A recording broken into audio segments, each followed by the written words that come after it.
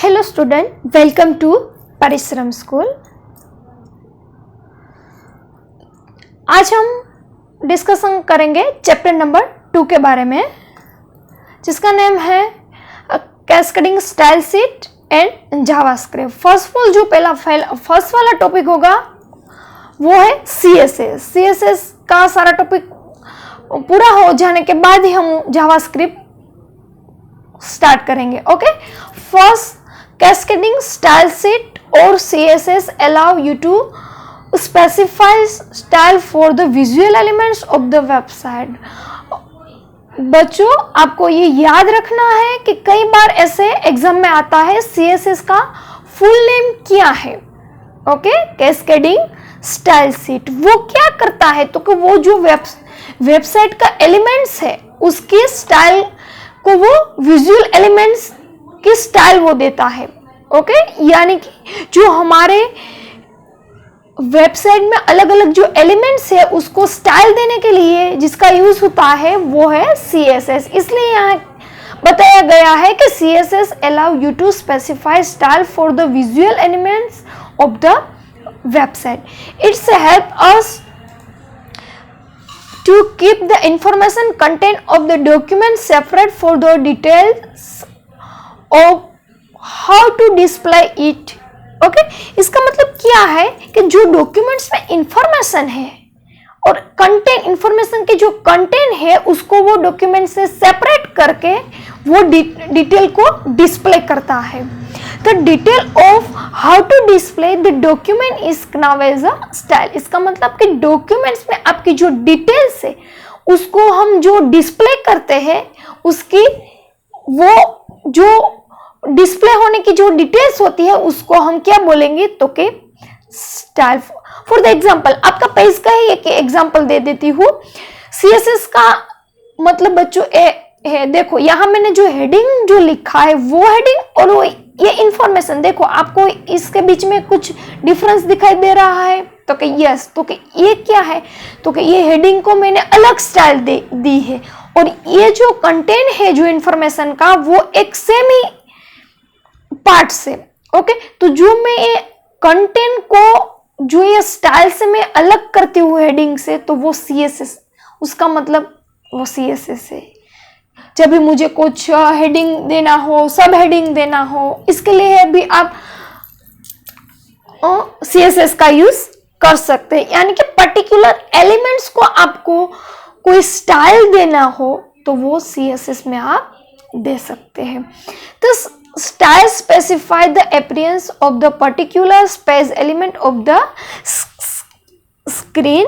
जो वो elements है वो स्क्रीन पे दिखाई देगा। The keep the style separate for the content help us to जो वो स्टाइल हमने ली है वो किस तरह से हमें कई लाभ देगी कंटेंट से, किस तरह से वो सेपरेट कंटेंट से होगी। देखो, फर्स्ट तो अवॉइड डुप्लीकेट कोडिंग है उसको वो अवॉइड करेंगे। Use the same content with the different style for the different purpose. इसका मतलब जो हम सेम कंटेंट लेते हैं विथ डिफरेंट स्टाइल उसकी डिफरेंस है तो उसका पर्पस भी कितना कैसा होगा, तो के वो difference. Easy maintain of the code, उसको कोड को मेंटेन करना भी इजी होगा। एक एग्जांपल दिया गया है बच्चों, हमने HTML स्टडी कर लिया, हाइपरटेक्स्ट मार्कअप लैंग्वेज जो वेब पेज बनाने के लिए इसका यूज होता है। उसका एक एग्जांपल यहाँ पे दिया गया है कि ये P टैग है। ओके, P टैग से हम HTML में पैराग्राफ रख सकते हैं और ये B बोल्ड, यानी कि हम जो कंटेंट लिखा है उसको थोड़ा डार्क कर सकते हैं, बोल्ड कर सकते हैं। तो HTML मुझे पैराग्राफ रखना हो तो P टैग का मैं यूज कर सकती हूँ। अगर मुझे अक्सर को ऐसे हाईलाइट करना यानी कि डार्क करना हो तो मैं बोल्ड B टैग का यूज कर सकती हूँ। Okay, if the website is large repenting the tag every times because tedious and time consuming. Okay, वो हमें ऐसा बता रहा है अगर मेरी वेबसाइट बहुत बड़ी हो, ओके, तो ये टैग है जो P टैग है, B टैग है, मुझे कई बार इसका यूज करना पड़े तो वो जो है वो हमें ऐसा रिपीट ही आता है ये टैग, तो वो हमारे लिए टाइम कंज्यूमिंग जैसा होगा। लेकिन जो CSS है हमें ऐसी सुविधा प्रोवाइड करेगा, ऐसे हमें कहीं कहीं स्टाइल देगा कि अगर आपको एक ही बार स्टाइल लेनी है, अगर वेबसाइट में कई बार इसका यूज करना हो तो ऐसे ही आप उसको यूज कर सकते हैं। इसके मतलब हमारा जो टाइम भी बच सकता है। Okay, clear. और वो जो सोर्स कोड है वो हमें एक ही बार लिखना पड़ेगा, बार बार उसका कोड भी नहीं लिखना पड़ेगा। देखो, but using CSS we can set all elements type to appearance in the style as per our choice. Okay, अपने हिसाब से हम कोई भी स्टाइल सिलेक्ट कर सकते हैं। So even if we have more number of p tag is the website using CSS we can set the style for the all the p tag at once. इसका मतलब है कई बार मैं अगर p tag या b tag का use करूँ कोई दिक्कत नहीं, लेकिन मुझे CSS स्टाइल एक ही बार लेना है और मैं बार बार उसका यूज कर सकती हूँ।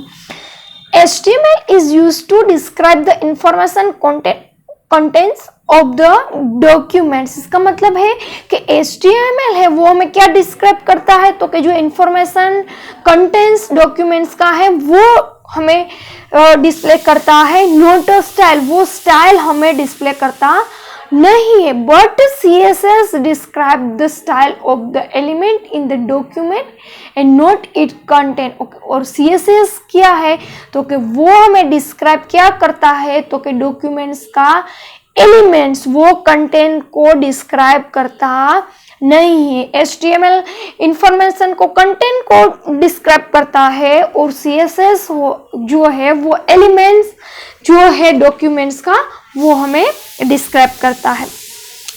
अब using CSS we can control the font type, font and elements, colors, page space, margin and elements position in our website. CSS हमें यहाँ बताए गए हैं कि CSS का यूज हम कैसे कर सकते हैं। तो वो है CSS से हम अलग अलग टाइप के फॉन्ट स्टाइल ले सकते हैं, उसकी साइज चेंज कर सकते हैं, उसके कलर चेंज कर सकते हैं, वो स्पेस भी हम रख सकते हैं, मार्जिन भी सेट कर सकते हैं। ओके, और एलिमेंट की पोजीशन वेबसाइट में हमें कहाँ पे रखनी है वो भी हम क्लियर कर सकते हैं। बच्चों, आपको ये याद रखना है। अब उसके बाद जो टॉपिक है सिंटैक्स ऑफ CSS।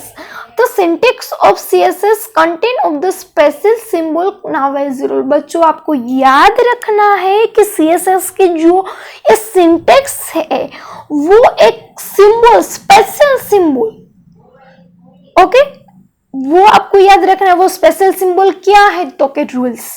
ओके, और CSS रूल है वो 2 मेन पार्ट। अब ये भी आपको याद रखना है CSS रूल्स के कितने पार्ट से, तो के 2। तो के कौन कौन से, तो के सिलेक्टर एंड 1 और मोर डिक्लेरेशन, यानी कि फर्स्ट वाला है सिलेक्टर है और दूसरा वाला डिक्लेरेशन है। ओके, अब हम सिलेक्टर में क्या लगे और डिक्लेरेशन में क्या लगे वो मैं आपको सिखाती हूँ।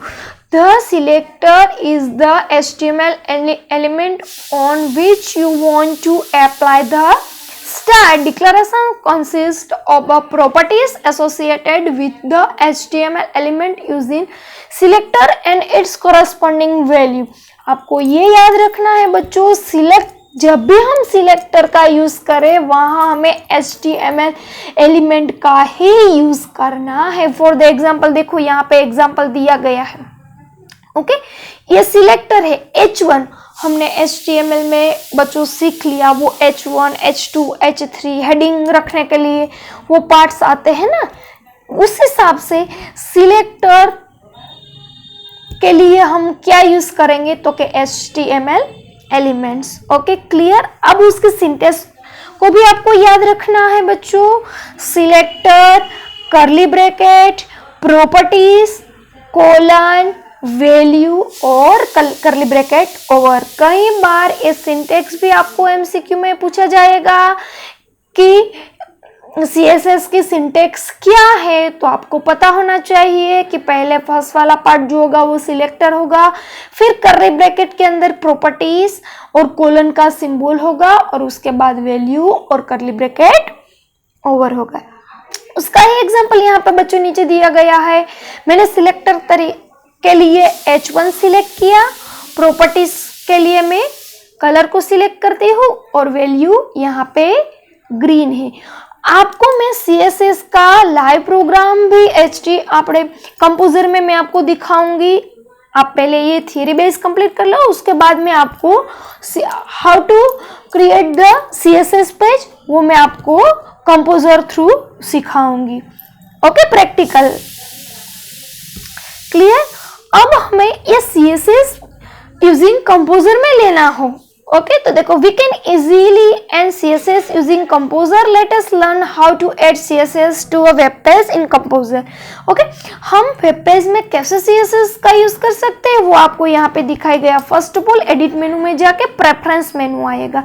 प्रेफरेंस मेनू में आपको ऐसे सिलेक्ट करना है use CSS style instant of the HTML element and attributes. देखो इसका डायग्राम मैंने यहाँ दिया गया है, देखो यहाँ पे use CSS style instead of the HTML elements and attributes। Clear हो गया, ये हमारा CSS का कंटेंट था। Okay, clear.